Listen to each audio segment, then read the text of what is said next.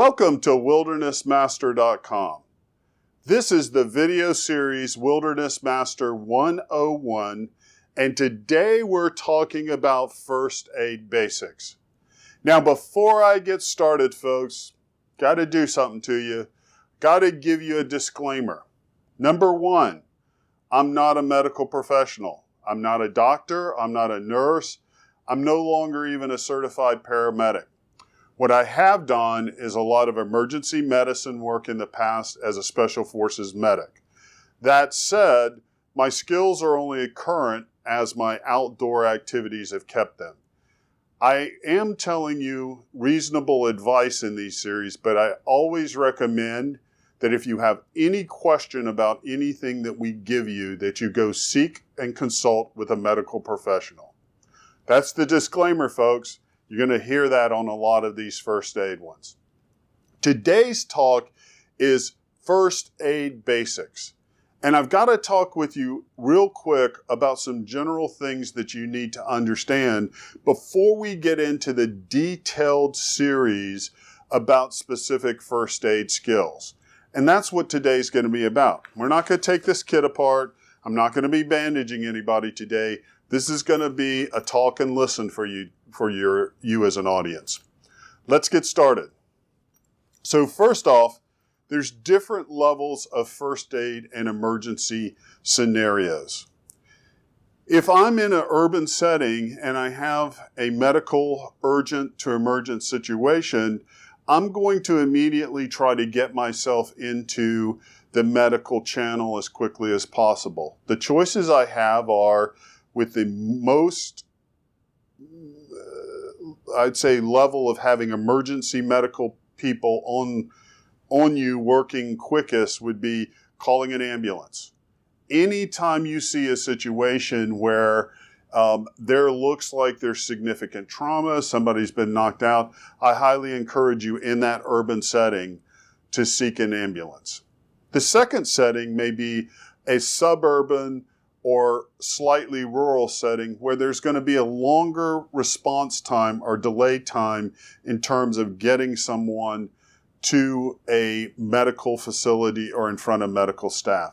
In that case, or it's a highly urgent trauma, for instance, you come upon a car wreck and there's serious injuries that the person is going to die within minutes or seconds.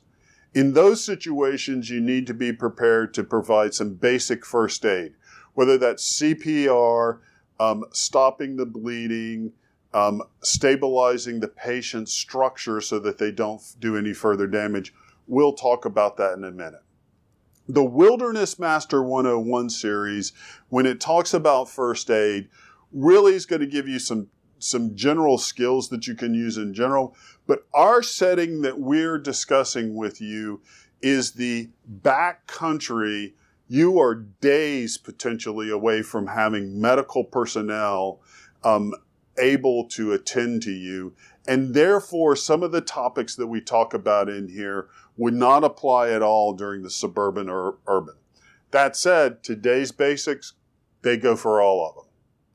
Let's get to the core basics of any emergent or urgent medical scenario.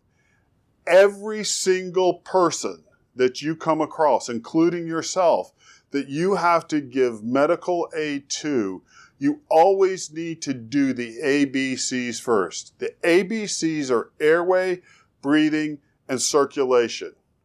Okay? Airway, breathing, and circulation. You always need to make sure that they have a stable and functional airway, that they can breathe, that air can get in. Even if you're doing CPR on a person, if they have a blocked airway, it is not going to work. The second is you take that airway one step further and make sure they're breathing. Whether you breathe for them or you open up that airway further to help them breathe. So breathing is the second priority. And then circulation is the third priority, which is getting the blood around. Now, current CPR techniques kind of combine the breathing and circulation into one step. They no longer, I believe, or advise you to actually stop from your chest compressions if you're doing CPR and breathe for a patient. they generally have learned, as we did many years ago, that if you're doing chest compressions on someone, you're actually inflating and deflating that lung enough to get air in. But those core basics, again, are airway, breathing, and circulation. You don't do anything else to a patient until you have ensured that those are functional. How do you ensure that those are functional? You inspect, you talk to the person, you make sure that they're talking and that they're breathing. You look at their structure and make sure that it's not going to become immediately compromised in terms of breathing. If they're unconscious, you open up, you listen for that air. You check their chest. You can put your hands on a person's chest and oftentimes feel the air move in and out. You also check a pulse for the circulation. That's the best way to figure out a pulse. And looking for a pulse on somebody's peripheral, arms, legs, groin, other places, in an emergency situation isn't the best idea. Best place to check an emergency situation is always the pulse on the neck. Always, always, always. So whether you're in an urban, suburban, or you're in that backcountry setting, when you come upon someone, you do those three. Now I'm going to tell you today, it's a great day to be talking about first aid with you folks because I actually broke my toe. I won't go into the gory details, but I was a stupid, clumsy goof today, stepped off into a ditch bank, and when I looked down, my little toe is actually the bottom facing up on it, so it's clearly broken. Now, did I check airway, breathing, and circulation? I sure did. Actually, I did that self-assessment of my own body before I even looked down at my toe and saw that because I wanted to check. I'd actually fallen and kind of fallen back and my head kind of slapped on the ground a little bit. I wanted to make sure that I was self-aware enough to know that those three things were good.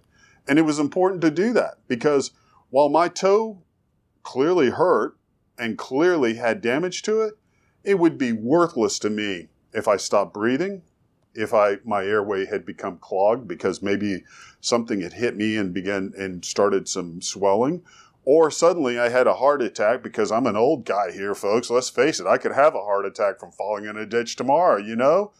Just kidding. I'm not going to do that. I'm a very healthy old guy, folks.